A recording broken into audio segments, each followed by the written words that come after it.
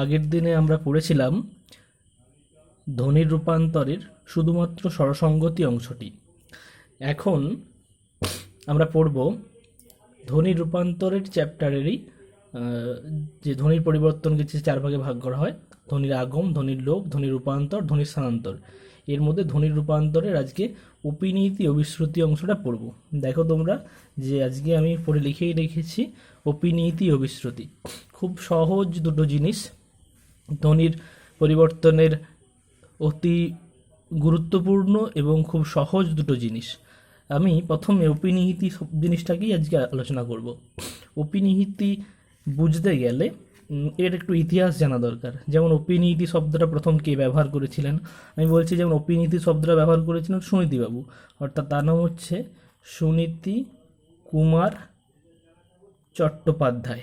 তোমরা লিখে রাখতে পারো, সুনীতি কুমার চট্টোপাধ্যায় প্রথম এই অপিনীতি শব্দটা ব্যবহার করেছিলেন। এবং এই অপিনীতি শব্দ একদিন আমাদের এই রাঢ়ী উপভাষাতে, অর্থাৎ আমরা যে ভাষাতে কথা বলি, যে উপভাষাতে কথা বলি, সেই রাঢ়ী উপভাষাতে অপিনীতির চল ছিল। কিন্তু বর্তমানে অপিনীতি ভাষাটা শুধুমাত্র বঙ্গালী উপভাষা হিসাবে ব্যবহৃত হয়, মানে অর্থাৎ শুধু বাংলাদেশে এই উপভাষাটার এখন প্রচলন আছে। আগে আমাদের এখানেও ছিল, অর্থাৎ আগে রাঢ়ীতেও ছিল। রাঢ়ীতে এখনও অল্প বিস্তর পাওয়া যায়, কিন্তু মূলত অপিনিহিতির ব্যবহার বঙ্গালী উপভাষাতে। ঠিক আছে, এবার অপিনীতি জিনিসটা কি আমরা সংক্ষেপে বুঝি। অপিনীতি শব্দের যে এই যে ব্যাপারটা দেখতে পাচ্ছি, ওর নামটা, এই অপিনীতির নামটা একটু আমরা গুরুত্ব দিয়ে বুঝলেই অপিনীতিটাকে বুঝে যাব। যেমন অপি শব্দের অর্থ আগে, মনে থাকবে অপি শব্দের অর্থ কি? আগে। আর নিহিতি শব্দের অর্থ কি তাহলে? নিহিতি শব্দের অর্থ স্থাপন। তাহলে কি দাঁড়ালো? অপিনীতি শব্দের অর্থ আগে স্থাপন। শুধু এটুকু মনে রাখলে অপিনীতি ব্যাপারটা বোঝা যাবে। অপিনীতি মানে কি বললাম? অপিনীতি শব্দের অর্থ আগে স্থাপন, মানে আগে নিয়ে এসে স্থাপন করা। যেমন ধরো আমি বলছি, হয়তো বলল চলিয়া, এটা অপিনীতি করলে কি হবে? চইলা হয়েছে। এই যে এখানে ব্যাপারটা ঘটছে কি দেখো, চলিয়াতে বিভাজন করলে চ ল হর্ষই অন্ত্যেষ্ট আ, চলিয়া, এটা হয়ে গেল কি? চইলা।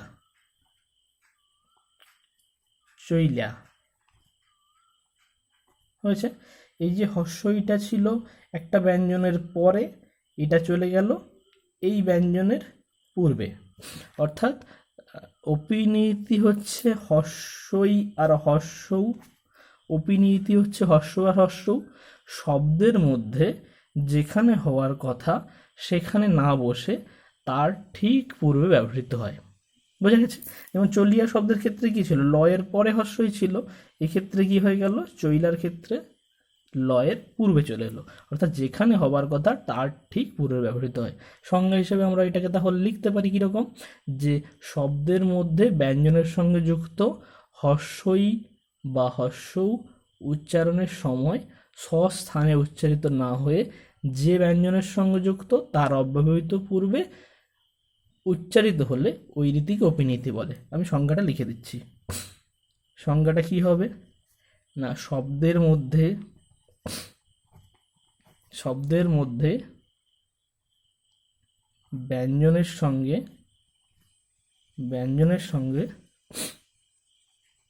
যুক্ত হর্ষই বা হর্ষু উচ্চারণের সময়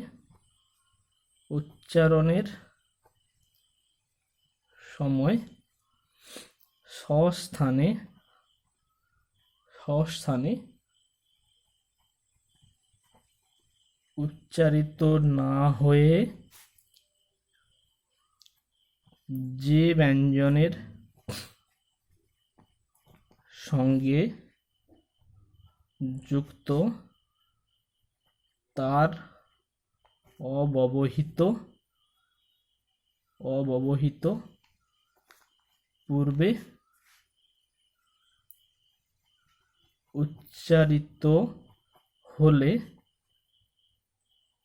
ওই রীতিকে অপিনিহিতি বলে। একে ইংরেজিতে ইপিএনথিসিস বলা হয়। বানানটা কীরকম হবে? EPENTHESIS, ইপিএনথিসিস বলা হয়। তাহলে আমরা কি বলছি দেখো, সংজ্ঞা থেকে উদাহরণটা দেখে নিই। শব্দের মধ্যে ব্যঞ্জনের সঙ্গে যুক্ত, এই যে ব্যঞ্জনের সঙ্গে যুক্ত, ল ব্যঞ্জনের সঙ্গে যুক্ত হর্ষই উচ্চারণের সময় স্বস্থানে উচ্চারিত না হয়ে যে ব্যঞ্জনের সঙ্গে যুক্ত তার অব্যবহিত পূর্বে ব্যবহৃত হয়। তোমরা সংজ্ঞা থেকেই উদাহরণটা বুঝতে পেরে গেলে। একই রকম হবে সাধু থেকে সাউদ, সাধু থেকে সাউদ।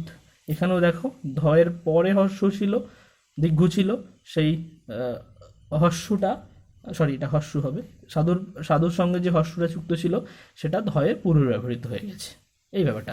এবারে অপিনীতি কতগুলো বিষয়ের অপিনীতি হয় দেখো। একটা হর্ষের অপিনীতি হয়, একটা হর্ষের অপিনীতি হয়, একটা জফলার অপিনীতি হয়, আচ্ছা, তারপরে কয়মূর্ধন্যস্বর অপিনীতি হয়, আর বর্গের জয়ীয় অপিনীতি হয়। এতগুলো বিষয়ের মোটামুটি অপিনীতি হয়। কি কি বললাম? হর্ষ, জফলা, কয়মূর্ধন্যস্ব, বর্গের জয়ীর অপিনীতি হয়। একটা করে উদাহরণ দেখে নিই। যেমন আমি বলতে পারি চারি থেকে চাইর, এটা হর্ষের অপিনীতি, হর্ষই দেখতেই পাচ্ছি আর আমি ব্যাখ্যা করছি না। চারি থেকে চাইর তাহলে হর্ষের অপিনীতি। হর্ষের অপিনীতিতে কি হবে? হর্ষের অপিনীতিতে হবে যেমন মাছুয়া থেকে মাউছুয়া, অতি পরিচিত তোদের কাছে একটা উদাহরণ। মাছুয়া থেকে মাউছুয়া। আরও হতে পারে যেমন পটুয়া থেকে পৌটুয়া, বাতুয়া থেকে বাউতুয়া। এখানেও দেখতে পাচ্ছি কি হয়েছে, ছয়ের পরে যে হর্ষটা ছিল ছয়ের পূর্বে হর্ষটা যুক্ত হয়ে গেছে, অর্থাৎ যেখানে উচ্চারিত হওয়ার কথা সেখানে না হয়ে তার ঠিক পূর্বে ব্যবহৃত হচ্ছে। জফলার অপিনীতি একটা দেখে নিই। যেমন কাব্য থেকে কাব্য, কাব্য থেকে কি হবে এটা না কাব্য, কাব্য থেকে কাব্য। বাক্য থেকে বাক্য হবে, বাক্য থেকে ঠিক সেইভাবে বাক্য হবে। আরও হতে পারে যেমন পথ্য থেকে পৈথ্য, গদ্য থেকে গদ্য, এরকম হবে। এবার কয়মূর্ধন্যস্বর অপিনীতি দেখি। কয়মূর্ধন্যস্বর অপিনীতি কীরকম না, কয়মূর্ধন্যস্বর থাকবে এরকম অপিনীতি। লক্ষ্য থেকে লক্ষ্য, লক্ষ্য থেকে লক্ষ্য, এটা আমরা দেখতে পাচ্ছি কয়মূর্ধন্যস্বর অপিনীতি। এবার বর্গের জয়ীর অপিনীতি একটা দেখি। যেমন যোগ্য থেকে যৈজ্ঞ ইত্যাদি। তাহলে অপিনীতি বিষয়টা আমরা মোটামুটি পরিষ্কার করলাম। অপিনীতি শব্দের আমি প্রথম বলেছিলাম যে অপিনীতি শব্দের অর্থটা বুঝলে অপিনীতি শেখা হয়ে যাবে। অপিনীতিতে কী থাকবে, যে অপি শব্দের অর্থ আগে, নিহিতি শব্দের অর্থ স্থাপন। তাহলে অপিনিহিতির হর্ষই বা হর্ষকে আগে স্থাপন করাকেই অপিনিহিতি বলে। আমরা অপিনিহিতিতে কি কি শিখেছি? অপিনিহিতির মধ্যে হর্ষইকার বা হর্ষৌকার যে স্থানে হওয়ার কথা সেটা সেইখানে না হয়ে তার যথা উচ্চারিত আগে উচ্চারিত হওয়াকেই অপিনিহিতি বলে। অপিনিহিতি কতগুলো বিষয়ের হয় দেখো, হর্ষের অপিনীতি হয়, হর্ষের অপিনীতি হয়, জফলার অপিনীতি হয়, কয়মূর্ধন্যস্বর অপিনীতি হয়, বর্গের জয়ীর অপিনীতি হয়, এবং সেইগুলো এক এক করে আমরা উদাহরণ দিয়ে দেখলাম। ঠিক আছে, তাহলে অপিনীতিটা আমরা মোটামুটি বুঝতে পারলাম। এবং আমি প্রথমেই বলে দিয়েছি যে অপিনীতির প্রচলন সমগ্র এখন বাংলাদেশে। ঠিক আছে, এবার আমরা অভিশ্রুতি বিষয়টা নিয়ে একটু আলোচনা করব। অপিনীতি নিয়ে যদি তোমাদের কোনোরূপ সমস্যা থাকে তোমরা আমাকে কমেন্ট করবে ইনবক্সে, আমি তাহলে উত্তর দেওয়ার চেষ্টা করব। এবং এখন আমরা দেখব কি অভিশ্রুতি। অভিশ্রুতি অতি একটা সহজ জিনিস। অভিশ্রুতি অপিনীতিরই পরবর্তী পর্যায়। অভিশ্রুতি কিন্তু আমাদের রাঢ়ী উপভাষাতে সবথেকে বেশি প্রচলিত দেখা যায়। অর্থাৎ আমাদের এখন পশ্চিম বাংলার মধ্যে কলকাতা মানে ভগীরথ তীরবর্তী অঞ্চলে রাঢ়ী উপভাষাতে, অর্থাৎ আমরা যে উপভাষাতে কথা বলি, মানে আমরা মেদিনীপুরের কিছু মানুষ কিংবা পাঁশকুড়া কিংবা পূর্ব মেদিনীপুর, হুগলি এই অঞ্চলের মানুষ রাঢ়ী উপভাষাতে কথা বলে, সেই উপভাষাতে অভিশ্রুতির প্রচলন দেখা যায়। কীরকম অভিশ্রুতি না, বললাম অপিনিধির পরবর্তী পর্যায়ই হচ্ছে অভিশ্রুতি। যেমন দেখো লিখছি, রাখিয়া থেকে কি হবে, রাইখা থেকে রেখে। দেখো খুব ভালো করে, রাখিয়া থেকে রাইখা, এটা এতদূর পর্যন্ত কি ছিল, অপিনিহিতি ছিল এতদূর পর্যন্ত, কিন্তু এই স্তরটাতে এসে অভিশ্রুতি হয়ে গেল। এবার কেউ আমাকে বলতেই পারো যে আরে এইখান পর্যন্ত অপিনিহিতি ছিল, এই ব্যাপারটা কি করে হলো, ঠিক বোঝা তো গেল না। দেখো আমরা এটুকু সহজে বুঝে নিই যে অপিনিহিতির পরবর্তী পর্যায়ে হচ্ছে অভিশ্রুতি। ঠিক আছে, অভিশ্রুতিতে কি হয় না, অপিনিহিতিজাত শব্দগুলো সন্ধিবদ্ধ হয়ে একটা সঙ্গত রূপ ধারণ করে। এবারে মূল ফান্ডাটা হচ্ছে যে এই যে রেখে শব্দটা এসে গেল, রেখেটা কিভাবে হলো না, কিছুই নয়, একদম সহজ। আমি একদম রাখিয়া শব্দের মধ্য থেকেই একটু বুঝে নিই। দেখো রাখিয়া শব্দের মধ্যে, আচ্ছা রাইখা শব্দের মধ্যে দেখি। দেখো রাইখা শব্দের মধ্যে যে অপিনিহিতির যে হর্ষইকার আছে, রাইখা আগে লিখি এখানে, রাইখা, রাইখা শব্দের মধ্যে যে অপিনিহিতিজাত হর্ষই আছে, অপিনিহিতিজাত এটা হর্ষই, অপিনিহিতিজাত হর্ষই দেখো পরবর্তী স্বর, পূর্ববর্তী স্বর কি আছে আ, তাহলে এই আ আর হর্ষই মিলে একারে পরিণত হয়। দেখো রেখের একার আছে এখানে, রেখের একার, এটাকে আমি সন্ধিবদ্ধ বিশ্লেষণ করলে কি হবে, র এ খ এ, তাই তো। তার মানে এই একটা এ আমরা পেয়ে গেলাম। কি করে পেলাম না, অপিনিহিতিজাত হর্ষই তার পূর্ববর্তী আ, মানে আকার, আকার আর হর্ষইকার মিলে একার হয়। এবারে অপিনিহিতিজাত এই একার, সরি অভিশ্রুতিজাত এই একার, অভিশ্রুতি জনিত পূর্ববর্তী এ স্বরের প্রভাবে পরবর্তী আ স্বর, অর্থাৎ রাইখার সঙ্গে যে আবার আ আছে, এই আ আর এই এ উভয়ে মিলে আবার একারে পরিণত হয়, অর্থাৎ এই রাইখাটাই রেখেতে পরিণত হয়ে যাচ্ছে। আমি ব্যাপারটা আরেকটু পরিষ্কার করে বলি, অপিনিহিতির হর্ষই তার পূর্ববর্তী স্বর আ, আর হর্ষই মিলে একারে পরিণত হয়, একদম পরিষ্কার।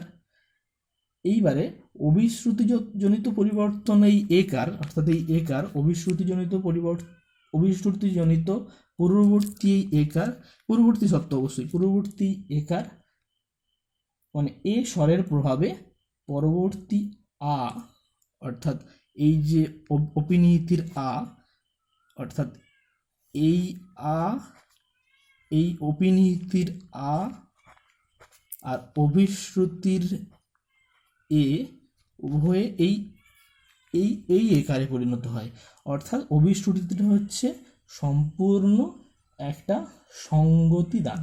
সংজ্ঞাটা আমরা এইভাবে লিখতে পারি,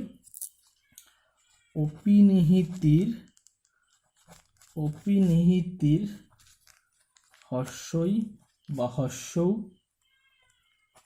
পূর্ববর্তী স্বরধ্বনির সঙ্গে এক প্রকার সন্ধিতে মিলিত হলে এবং তার প্রভাবে পরবর্তী স্বরের